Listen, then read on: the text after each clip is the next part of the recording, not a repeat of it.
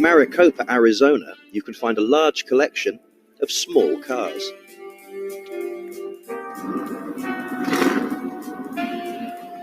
This is the Dwarf Car Museum, and it's all the work of Ernie Adams.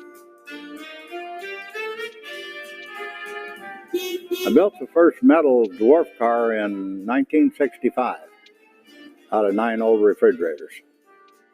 Ernie hand builds these small vehicles and honed his skills making hundreds of dwarf racing cars. From there, he progressed to the more time-consuming business of constructing scaled-down replicas of classics. It was in 1992 I built a street-legal 39 Chevy dwarf car that was a complete car. It had everything the real car had in it. On the average, it takes anywhere from 2.5 years to 5 years to build a car. That would be somewhere between 3,000 and 4,000 hours. This was my first car I ever built as a steel model car. Something you could ride in and drive. It's got full instrumentation. The seats in it fold up like an old Model A, so you can walk into the back seat. Amazingly, Ernie's scaled-down cars are fully road legal.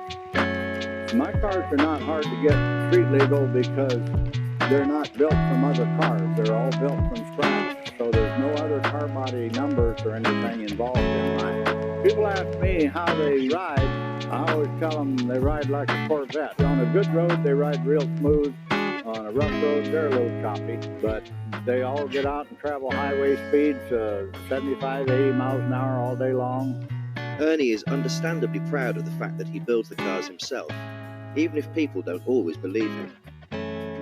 The first car I drove down the road and somebody stopped me to ask me about my car. He said, "Wow, where did you get that car?" I said, "I didn't find it, I made it." He said, "You made it?" He said, "Wow, you must have a pretty elaborate shop to build something like that." I said, "I live in a trailer park and I built it out behind the house." He was instantly very upset. Pretty soon he turned around and walked off, and he turned his head and he said, "Sir, I've been a body and fender man all my life, and you don't tell me you just go out in the backyard and build something like that." Away he went. I was a little embarrassed because I just got chewed out, you know. But I guess I should have lied to him. Despite several generous offers, Ernie insists his creations are not for sale. He even had a man in California offer to trade me his house. I have been offered anywhere from $50,000 to $450,000 for one.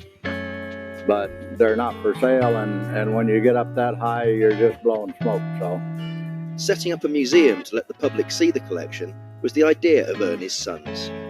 When people would come in the shop, they would naturally say this is like coming into a museum. So I told them, let's just make it a museum. I really love to see the people's reactions when they come in. My favorite is one lady come in and she's speechless. All she could say was, "Wow," and "Oh my God." When I see reactions like that from people, it makes it all worth it what we do here.